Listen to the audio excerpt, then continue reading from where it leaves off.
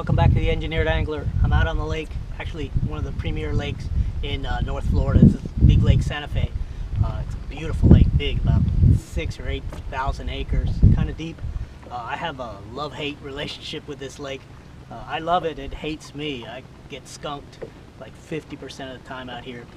But what I wanted to do is show you a new rig, a new bass rig that I don't think anybody uses. In fact, I don't think anybody knows about it. In fact, I'm going to claim that I invented it, and so I'm going to name it. So I call it the Shaky Tail. And it's sort of a backwards Texas rig with a little bit of a Nico rig kind of a effect in it. Let me show you how it works. What you need first is a screw-in bullet weight for the nose of the bait.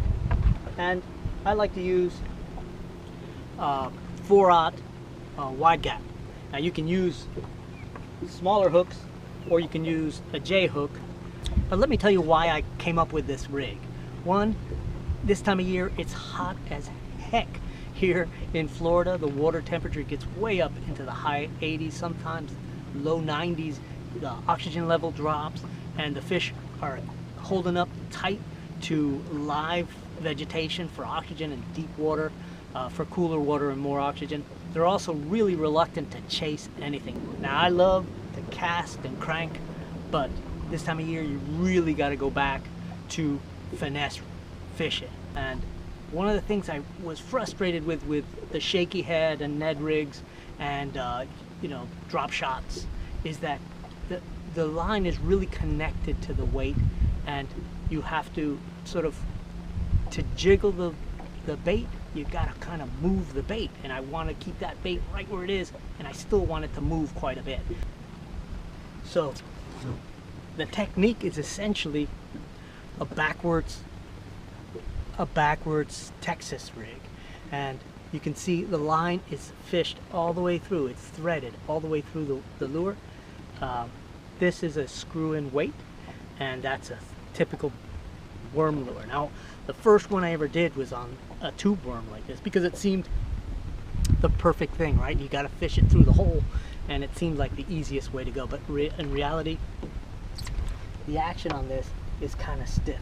So I moved on to stick worms and trick worms. This is a Senko, and you can really see what a difference it makes. That rubber is so much softer and a little more supple, and it moves a lot better. You can see how the line goes all the way through the body. And again, these are screw-in weights that I'm making myself and also painting myself. Here's one that I rigged on something that's a little bit transparent, so you can actually see the hook inside there, and you can see that it's a really narrow body, so it seems impossible, but you can actually get that worm hook to go through there without really damaging it, and it makes a huge difference. As this thing falls, you can actually work it really nicely. But what really clinched it for me was using a lizard. Now this is a swim lizard. You don't have to use a swim lizard. A standard lizard will work. This Senko is set up, it's a little torn up. I caught a couple of fish with it a couple of nights ago. I'm gonna go ahead and just unrig this, and I'm gonna rig this lizard. Let me show you what you do. First thing you do is you decapitate it. You gotta take its head off. So you leave it without a head. You replace that head with the weight. You can see this one's got eyes, so it's just a matter of screwing that weight in. You end up with that kind of effect. It still looks clearly like a lizard, and now you got to rig it. This is a Gamakatsu wide gap 4/0. The trick is to go to the point where the tail is thick, just before it narrows, and so it's a matter of just feeding it and feeling with your fingers that that hook remains in the center of the body.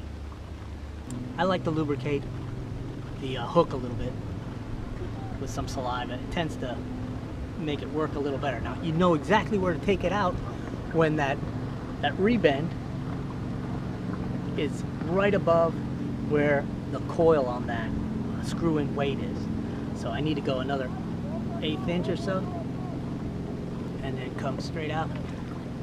Now the hard part is getting that rebend through the body, but it seems harder than it really is. Again, I put a little saliva on it, And the trick is to push, don't pull. Is to push and turn. And you turn the body until you feel like it's going through the thickest part of the body. There. It comes right out.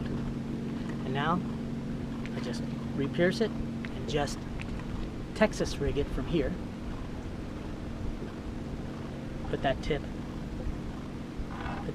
in the body a little bit. And again, it turns into this really nice sort of jiggling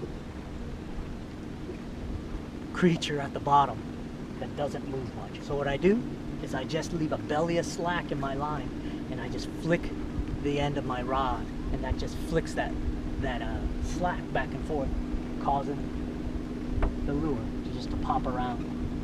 Anyway, I'm gonna go ahead and give it a shot. You try it too. Let me know what you think.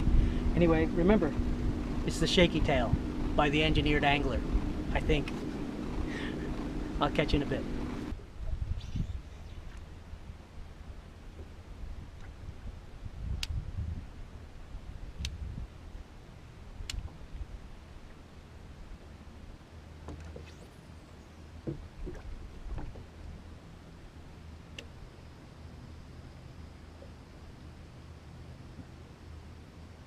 Switch to the chartreuse tipped Senko.